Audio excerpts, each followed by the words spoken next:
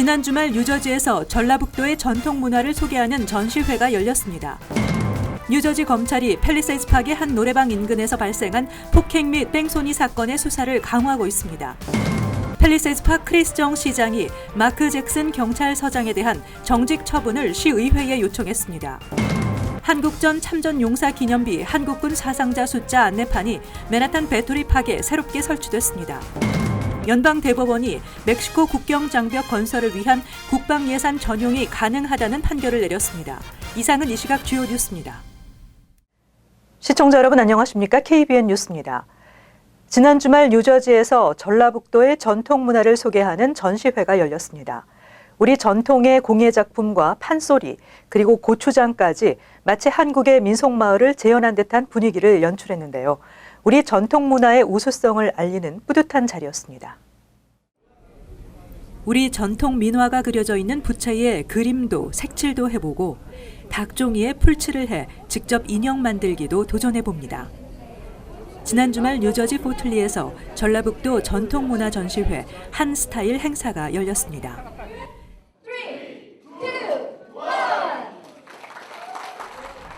송아진 전북도지사는 테이프 커팅 후 주요 내빈들에게 직접 전시 작품을 소개하며 우리 문화의 우수성을 자랑했으며 참석자들은 미처 알지 못했던 우리 전통 문화의 우수성에 감탄을 쏟아냈습니다. You know how to taste of it. I like it. 전라북도를 대표하는 무형문화재와 장인들의 남원 오칠 공예품, 전주 닭종이 인형 공예품, 고창 자수 매듭, 전통 한복 등의 작품과 판소리와 기악 무용 등을 선보였습니다. 작품은 이건 자연에서 얻어지는 그 온나무에서 얻어지는 오칠을 가지고 하는 거기 때문에 이 부분만큼은 가장 세계적으로 가장 친화적인 일단 자연이 준 하나의 도료이기 때문에 세계에서 하나밖에 없는 그런 재료로 칠을 하고 있는 것입니다. 이번 전시는 올해로 19년째 자매 결연을 맺고 있는 전라북도와 뉴저지의 문화 교류와 유대 관계 강화를 위해 열렸습니다. 전라북도가 특히 한국적인 정서와 가치를 가장 잘 보존하고 있기 때문에 그런 가치를 보존한 중에서도 주로 이제 전통적인 예술들 또 공예 이런 것들을 통해서 이번에 뉴저지의 새로운 전라북도 우리 또 한국의 어떤 문화적인 바람을 좀 한번 일으켜보고 싶은 심정에서 전시회를 준비를 했습니다. 전라북도와 뉴저지는 내년 뉴저지 필 머피 주지사의 한국 방문 등 교류를 더욱 확대하기로 했습니다. 뉴저지 팰리세이드 파크의 한 노래방 인근에서 발생한 폭행 및 뺑소니 사건의 용의자 3명 중 2명이 체포됐습니다. 검찰은 도주한 용의자를 찾기 위해 목격자 확보에 나서는 등 수사를 강화하고 있습니다.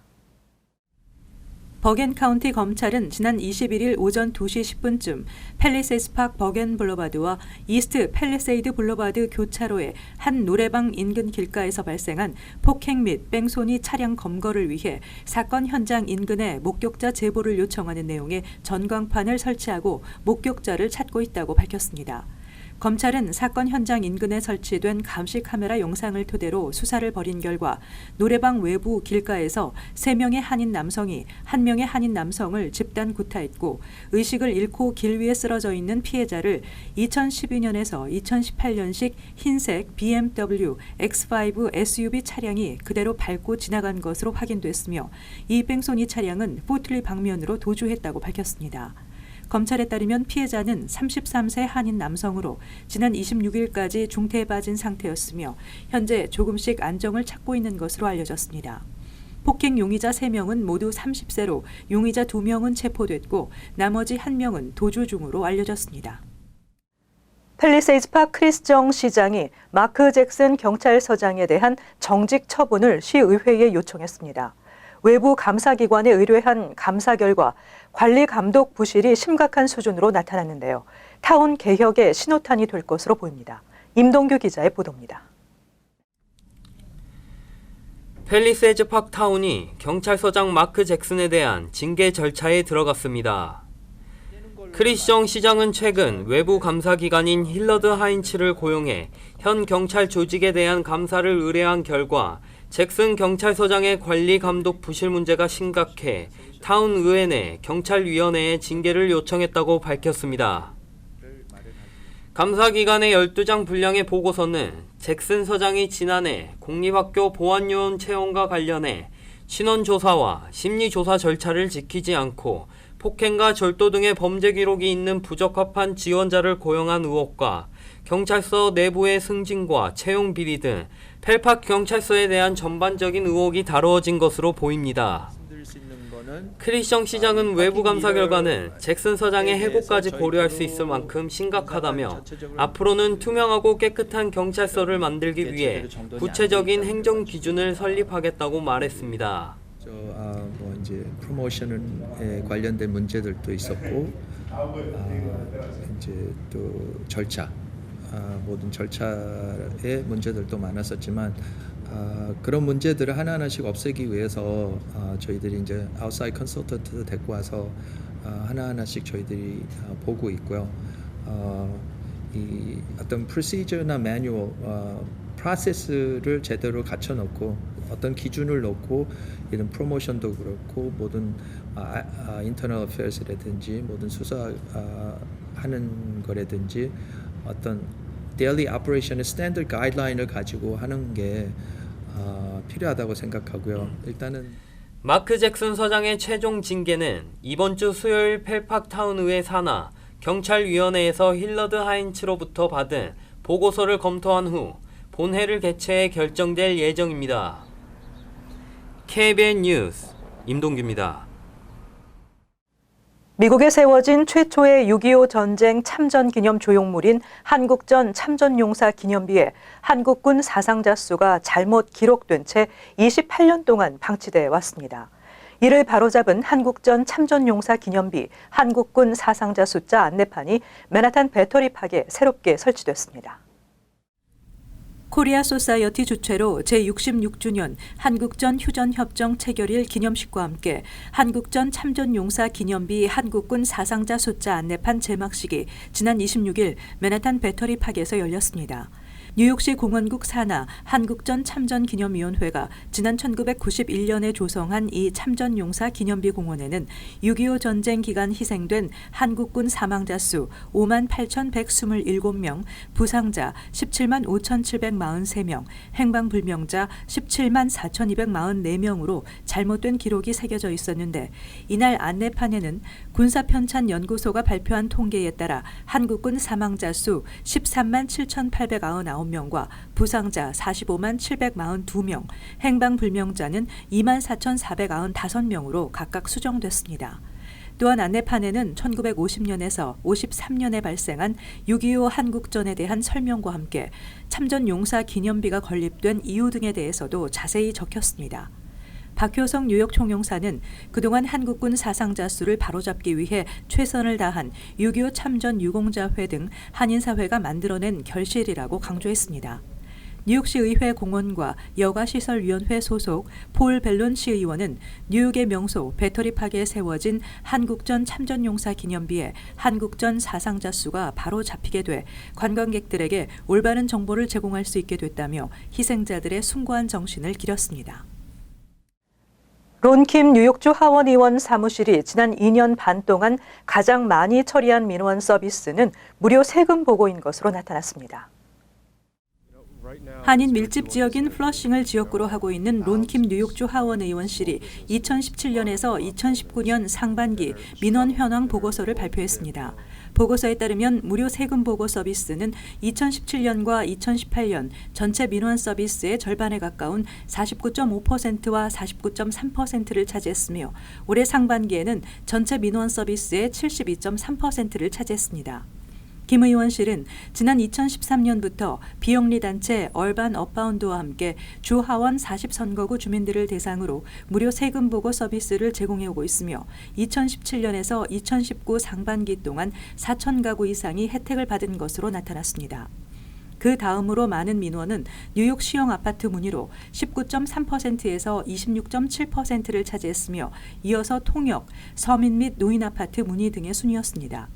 이 밖에도 론킴 의원실은 뉴욕주 난방 지원 프로그램 신청 대행과 메디케이드, 교육세 감면 프로그램, 연방정부 저소득층 영양 보조 프로그램, 임대료 인상 면제 프로그램 등의 민원 서비스를 지역 주민들에게 제공했습니다. 김 의원은 무료 세금 보고와 서민 아파트, 통역 서비스 등 저소득층과 이민자들의 민원이 여전히 많았다며 지역 주민들에게 양질의 서비스를 제공하기 위해 민원 서비스를 더욱 강화해 나가겠다고 밝혔습니다. 연방대법원이 국방예산 전용에 제동을 걸었던 하급심 결정을 뒤집고 멕시코 국경 장벽 건설을 위한 국방예산 전용이 가능하다는 판결을 내렸습니다.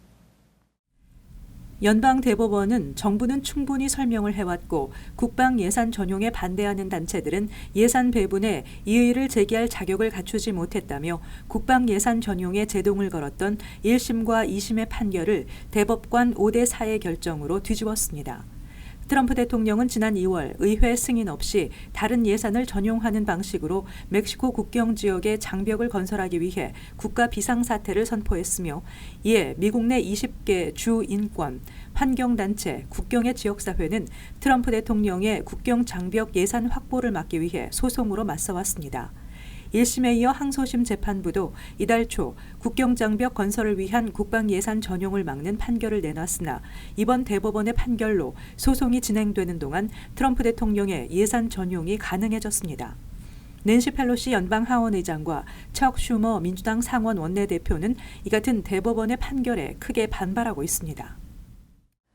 국방부가 외국인 특기자 모병 프로그램인 매분이 프로그램이 중단되고 트럼프 행정부가 미군 가족 추방 유예 프로그램의 폐지를 검토하면서 이민자 군인은 물론 가족들까지도 추방 위기에 놓이게 됐습니다. 제이카 맥스웰 국방부 대변인은 어제 뉴스데이와의 인터뷰에서 2016년 12월부터 매분이 프로그램 신규 접수를 중단했다고 밝히고 중단 전에 매분이 프로그램을 통해 입대했던 이민자들은 군에 남아있을 수 있지만 엄격한 심사를 거쳐야 한다고 말했습니다. 매분이로 시민권을 신청하더라도 백그라운드 검사가 강화되면서 거절될 가능성이 커진 데다 최근에는 트럼프 행정부가 현역 군인 가족들이 불법 체류자라도 추방을 면하게 해주는 미군 가족 추방 유예 프로그램의 폐지를 검토하면서 부모와 배우자 등 가족까지 추방 위기에 놓이게 됐습니다. 트럼프 행정부의 이 같은 정책 철폐로 현재 미국의 현역으로 복무 중인 가족들 중 11,800여 명이 추방 위기에 직면해 있습니다.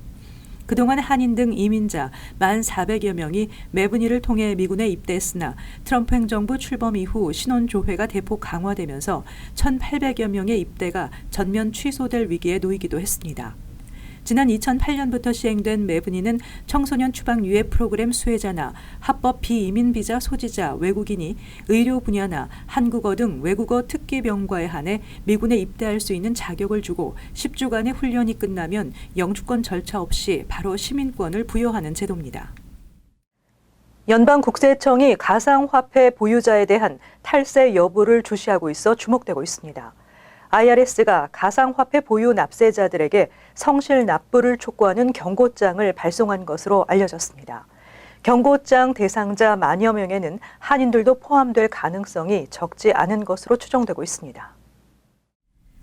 IRS가 만여 명이 넘는 가상화폐 보유 납세자들에게 가상화폐 거래에 따른 수입에 대한 성실 신고를 당부하면서 누락 신고 시 탈세에 따른 벌금과 처벌을 경고하는 내용의 경고장을 보냈다고 월스트리트저널이 보도했습니다. IRS가 발송한 경고장은 3가지로 가상화폐 거래 종류에 따른 세금 부과 방식과 조치 방식에 따라 분류한 것으로 알려졌습니다. 척 레티그 IRS 국장은 가상화폐에도 법적 절차를 통해 세금을 부과해 납세자들의 의무에 부합하도록 할 것이라고 밝히고 경고장을 받은 납세자들은 경고장 내용을 꼼꼼히 살핀 후 세금 보고를 수정하고 그에 따른 추가 세금이나 벌금을 납부해야 한다고 말했습니다. IRS는 비트코인을 비롯한 가상화폐를 현금이 아닌 주식이나 채권 또는 부동산처럼 투자 대상으로 규정하고 있습니다. IRS는 가상화폐 현금화로 차익 실현이 있게 되면 IRS에 보고할 투자 소득이 생기게 되는 것이며 투자 소득을 누락 또는 축소해 신고하는 것이 탈세라는 것입니다. 한인 공인회계사들에 따르면 한인들 중 상당수도 비트코인을 비롯한 가상화폐를 보유하고 거래하고 있는 것으로 추정되고 있다며 가상화폐의 모든 거래 내역이 IRS에 보고되지는 않는 상황이지만 경고장을 발송할 정도면 가상화폐 보유자에 대한 탈세 여부를 IRS가 주시하고 있는 것이라고 지적했습니다. 과거 해외 보유자산 신고 때 8년 전 보유 사실까지 소급 적용해 조사했던 전례가 있어 가상화폐 탈세 단속 역시 같은 방식을 취할 수도 있다는 가능성도 예상되고 있습니다. 지난 주말 브루클린에서 총기 난사 사건이 발생해 남성 1명이 사망하고 11명이 부상을 입었습니다. 총기 사건은 브라운빌에서 열린 연례 블록 파티에서 발생해 인근 주민 2천여 명이 참석한 것으로 알려져 자칫 대형 참사로 이어질 뻔했습니다. 지난 토요일 저녁 발생한 총기 난사 사건으로 38세 남성 1명이 사망하고 부상자 11명 중 1명은 현재 위독한 것으로 알려졌습니다. 용의자는 아직까지 체포되지 않았습니다. 언론에 따르면 이 지역 연례 행사인 올드타이머데이 행사가 끝나 참석자들이 자리에서 일어나 귀가하려던 중 범인이 총격을 가해 총 12명의 주민들이 총상을 입었습니다. 경찰은 현장에서 범행에 사용된 총기 한정을 회수했으며 현재 용의자가 2명이라고 보고 수사하고 있습니다. 어제 사건 현장에서 빌 드블라지오 뉴욕시장과 함께 기자회견에 참석한 제임스 오닐 뉴욕시경국장은 목격자 중 총격 직전 혹은 총격이 발생하고 있는 상황이나 그 후에 동영상을 소지한 사람은 시경과 공유해달라고 주민들의 수사 협조를 당부했습니다.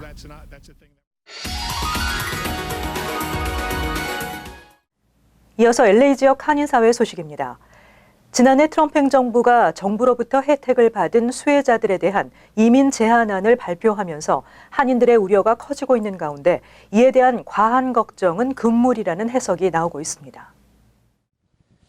아시안 아메리칸 정의 추진센터는 오늘 LA 다운타운에서 한인들에게 공적 부담에 대한 정확한 이해와 사실을 전달하기 위한 세미나를 개최했습니다. 세미나엔 이민법 변호사와 전국 이민법센터, 그리고 이민자 정책센터 등 이민자 권리보호 전문가들이 참가해 공적 부담에 대한 자세한 사항을 전했습니다. 법률 때문에 많은 분들이 지금 많이 주저하시고 공적 부조에서 탈퇴하시기를 원하시는데 아직은 법률이 파이널라이즈 안 됐고 결정되지 않았기 때문에 너무 두려워하지 마시고 지금 많은 단체들이 지금 협력해서 케이스 바이 케이스 지금 컨설테이션을 진행 중이기 때문에 언제든지 커뮤니티 리걸 단체들한테 문의하시면 저희가 도와드리겠습니다.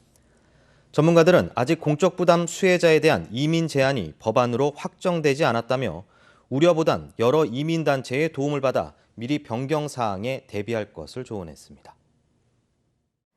LA에서 신선한 한국 농산물을 맛볼 수 있는 수산 특산품 기획전이 열렸습니다. 농수산물 유통업체인 울타리 USA는 오늘 LA 한인타운의 울타리몰 LA 직매장에서 수산 특산품 기획전을 열고 포항시 과메기와 완도 전복 등을 선보였습니다. 이번에 울타리 USA 몰에서 우리 포항시의 품질 좋은 우수 수산물 전국 최초로 지방자치단체가 인정하는 포항시 수산물을 가지고 미주사회에 왔습니다. 특히 LA 교민들께서는 좋은 품질을 많이 드시고 건강도 되찾으시고 수산 특산품 기획전은 이번 주말 동안 LA와 오렌지 카운티에 위치한 울타리몰 직매장에서 열립니다. 이어서 간추린 소식입니다. 뉴욕주 업스테이트 런셀러 카운티의 프랭크 메롤라 클럭이 연방법원 뉴욕 북부지법에 뉴욕주 그린라이트법은 연방이민법과 충돌하기 때문에 위헌이라며 앤드루 쿠오모 뉴욕 주지사를 상대로 소송을 제기했습니다. 메롤라 클럭은 판결이 내려질 때까지 해당 법의 시행을 중단토록 하는 가처분 신청도 함께 접수했습니다. 그린라이트법을 상대로 위헌 소송을 제기한 것은 에리 카운티 이후 두 번째로 두 카운티 의회 모두 공화당에서 장악하고 있습니다. 뉴욕시 경찰은 27일 생후 11개월의 쌍둥이가 무더운 날씨 속에 차 안에 8시간가량 남겨졌다 사망한 사건과 관련해 39살의 아이 아빠를 과실치사 혐의로 기소했습니다. 경찰에 따르면 아이 아빠는 전날 아침 8시쯤 일터인 브롱스의 한 병원에 출근하기 위해 근처에 차를 세웠고 오후 4시쯤 차로 돌아와 짧은 거리를 이동하고 나서야 뒷좌석에 두 아이를 발견했습니다. 컨슈머 리포트에 따르면 지난달 3일부터 19일까지 뉴욕, 뉴저지, 커네티컷의 슈퍼마켓의 샐러드 샘플 284개 중 6개에서 리스테리아균이 발견됐다고 밝혔습니다.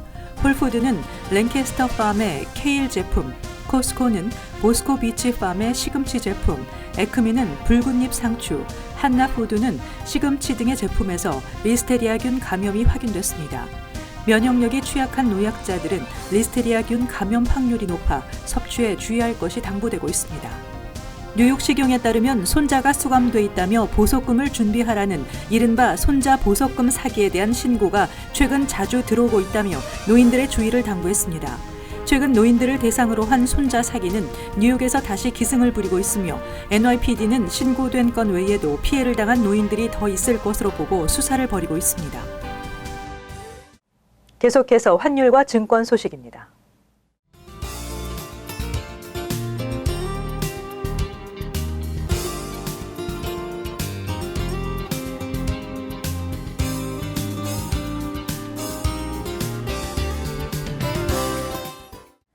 끝으로 날씨 전해드립니다. 화요일 가끔 흐리고 습도가 높겠습니다. 낮 최고 기온은 93도, 섭씨 영상 34도, 밤 최저 기온은 74도, 섭씨 영상 23도 예상됩니다.